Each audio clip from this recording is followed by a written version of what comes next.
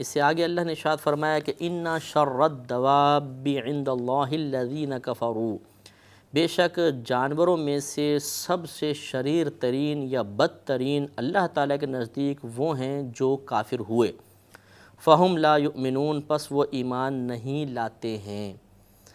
یہ آیت اصل میں بنی قریظہ کے یہودیوں کے حق میں نازل ہوئی۔ یہ مدینہ منورہ میں ایک قبیلہ تھا۔ جب نبی کریم صلی اللہ علیہ وسلم ہجرت فرما کے یہاں تشریف لائے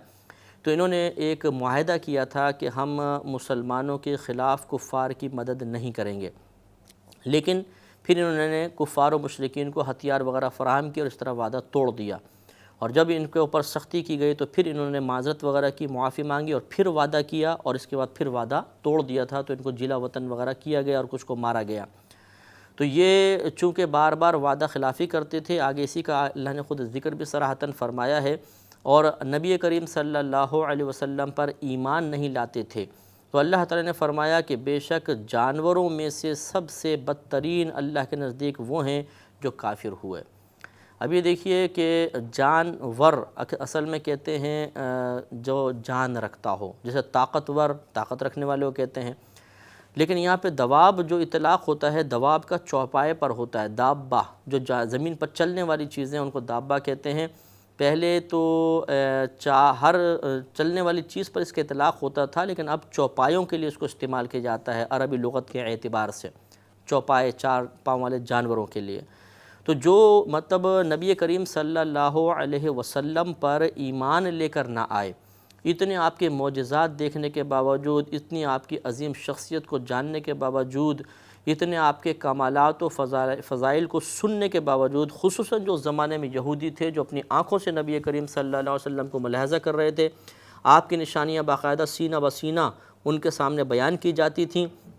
وہ یہ جان رہے تھے کہ جو واقعات، جو پیشن گوئیاں ان کے بڑوں نے کی ہیں، بعین ہی ویسی واقعات ظہور پذیر ہو رہے ہیں، تو گویا کہ پھر وہ جانوروں سے بھی بدتر ہو گئے۔ اس لیے کہ جانور کو بھی جب چارہ دیا جاتا ہے، اس پہ کرم نوازی کی جاتی ہے تو وہ قدموں میں لوٹنے لگ جاتا ہے اور اپنے مالک کا کہنا مانتا ہے، لیکن اس طرف اللہ تبارک و تعالیٰ کے حبیب کریم صلی اللہ علیہ وسلم جو اللہ کی طرف سے مبعوث فرمائے گئے، ان کے تمام ان فضائل و کمالات اور انعامات کو دیکھنے کے باوجود ایمان نہ لانا اور اللہ کی نافرمانی کرنا، یہ ان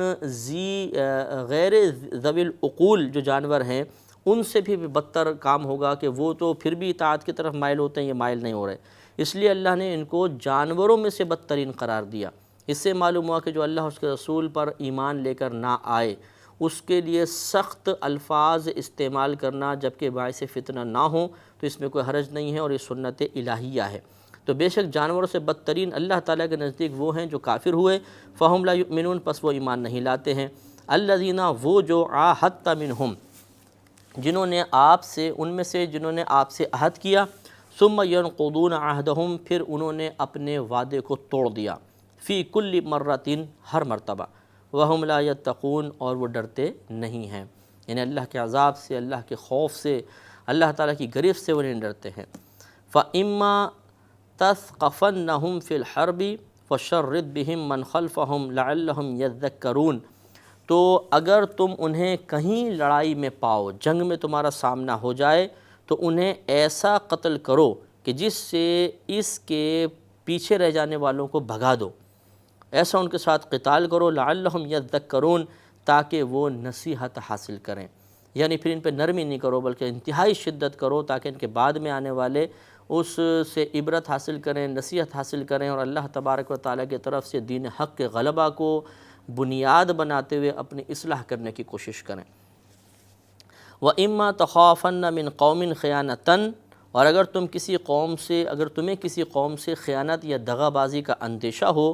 فَانبِذْ إِلَيْهِمْ عَلَى سَوَاءٍ، تو ان کا عہد ان کی طرف برابری کے طریقے پر پھینک دو، یعنی اگر تم محسوس کرو کہ کوئی تم سے جس نے وعدہ کیا ہے، عہد کیا ہے، جیسے کہ بنو قریظہ کے ساتھ مسلمانوں کا وعدہ تھا کہ وہ مسلمانوں کے خلاف کسی کی مدد نہیں کریں گے اور مسلمان ان کے خلاف کسی کی مدد نہیں کریں گے، تو اللہ نے اصول بیان فرمایا کہ جب ایک سامنے والا اپنے وعدے اور عہد کو توڑ دے تو پھر تم بھی اس عہد کے پابند نہیں رہے، اب ان کو اسی کے اوپر پھینک دو، اور جب تمہیں کسی قوم کی طرف سے دغا بازی کا اندیشہ ہو تو عہد کی پیروی کرنا لازم نہیں رہتا ہے۔ ان اللہ لا يحب الخائنین، بے شک اللہ تبارک و تعالی خیانت کرنے والوں کو، دغا بازی کرنے والوں کو محبوب نہیں رکھتا۔ تو ایک تو دغا بازی کی صورت یہ بیان فرمائی کہ کیا ہوا وعدے کو توڑ دینا، یہ دغا بازی ہے، خیانت ہے۔ اور اگر ہم اس کا مطلقاً معنی لے لیں ان اللہ لا یحب الخائنین، تو جہاں جہاں کوئی خیانت کا مرتکب ہوگا اللہ تبارک و تعالیٰ اس کو ناپسند فرماتا ہے۔ اور پچھلے کئی پروگراموں میں ہم نے آپ کو خیانت کی بہت سی صورتیں بتائی تھیں کہ مثال کے طور پر کسی نے ہمارے پاس کچھ مال رکھوایا، اگر ہم اس میں بیجا تصرف کے مرتکب ہوئے، یہ بھی خیانت ہوتی ہے۔ اسی طرح مسجد کے اندر جو چندہ وغیرہ جمع ہوتا ہے، یہ ہماری بیچاری کمیٹیاں جو ہوتی ہیں مسجد کی، معذرت کے ساتھ کوئی سن رہا ہو تو ناراض بھی نہ ہو، بلکہ ٹھنڈے دل سے غور و تفکر کرنا چاہیے کہ ہماری مساجد کی کمیٹی میں بھی اہل علم حضرات بہت ہی کم ہوتے ہیں۔ ہوتا یہ ہے کہ کوئی صاحب ریٹائر ہوئے، وہ بابا ہو گئے، اب کوئی اور کام تو ہے نہیں، بولتے ہیں جو کوئی کام ہے نہیں تو آئیے جی مسجد کی کمیٹی میں داخل ہو جائیے، وہ مسجد کی کمیٹی میں آ جاتے ہیں، اور پھر چندے کا، مسجد کے جو وقف شدہ مال ہوتا ہے اس کا بیجا استعمال اپنی کم علمی کی بنا پر اور وقف کے بارے میں مکمل مسائل معلوم نہ ہونے کی بنا پر اتنی بے دردی کے ساتھ ہوتا ہے کہ ثواب کے بجائے آخرت کا وبال سر پر جمع ہو جاتا ہے۔ اور ان اللہ لا یحب الخائنین، اللہ تعالیٰ خیانت کرنے والوں کو محبوب نہیں رکھتا۔ ایک خیانت ہوتی ہے جان بوجھ کر اور چلاکی سے کچھ مال دبانا، اور ایک ہوتی ہے لا علمی اور جہالت کے اندر، یہ دونوں برابر ہیں۔ ایک خیانت باقاعدہ ارادتاً قصداً مال دباتا ہے اور چپکے سے مطلب کرتا ہے معاملہ، چھپاتا ہے مال کو، اور ایک ہے کہ بے دردی کے ساتھ مال خرچ کر رہا ہے، اسے خود نہیں پتہ کہ میں اس مال کو غلط استعمال کر رہا ہوں، خائن یہ بھی ہے کیونکہ یہ اپنی جہالت اور کم علمی کی بنا پر مال کو غلط خرچ کر رہا ہے، تو یہ بھی اسی میں شامل ہوں گے۔ اسی طرح جو گری پڑی چیزیں ہوتی ہیں یہ ہمارے پاس امانت ہوتی ہیں، اگر ہم نے شرعی تقاضے کے مطابق اس کو پہلے اس کا اعلان نہیں کیا اور مالک کا انتظار نہیں کیا اور ویسے اس کو استعمال کر لیا تو یہ بھی اسی میں شامل ہوگا کہ مطلب ایسا شخص جو ہے وہ خیانت کا مرتکب ہوگا۔ یوں ہی مطلب جو مشورہ ہم کسی سے مشورہ طلب کریں تو اس شخص کو چاہیے کہ ہم سے کوئی مشورہ طلب کرے تو ہمیں چاہیے کہ صحیح مشورہ دیں، غلط مشورہ نہ دیں، ورنہ یہ بھی خیانت میں شمار ہو سکتا ہے۔ اسی طریقے سے جو آفیسز، فیکٹریز وغیرہ کے اندر کام کے اوقات ہوتے ہیں، اس میں اگر ہم نے پورا وقت نہیں دیا تو یہ بھی امانت میں خیانت ہوتی ہے، کیونکہ وہاں پہ امانت ہمارے پاس وہاں پر یہ ہے کہ ہم مکمل اپنے صلاحیت کو اور اس وقت کو ان کو دیں، اس میں سے کچھ نکالیں گے تو یہ خیانت ہوگی، اور اللہ تعالیٰ خیانت